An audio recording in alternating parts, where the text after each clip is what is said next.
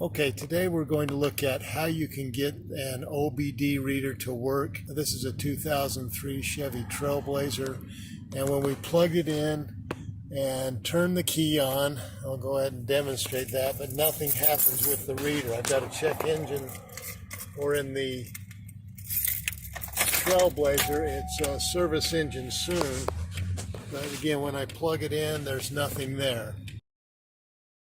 And so we'll go ahead and take a look at what you can do to get the OBD reader to work. What I found out is that a fuse was blown that also works with the OBD reader. It's this number 13, the cigar 20 amp fuse.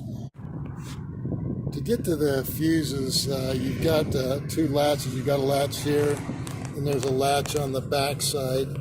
Just go ahead and lift those up and take that front cover off. And then there's another cover, you just go ahead and pull that off, and there you'll find the fuses. And then on the back of that first cover, it will have all of the diagrams of where the fuses are located and then what they represent. Again, this is an 03 Chevy Trailblazer 6-cylinder, and that's where you can locate the fuse. So I bought these mini fuse at O'Reilly. It cost about $4, and I'll use one of those to put into the cigar fuse.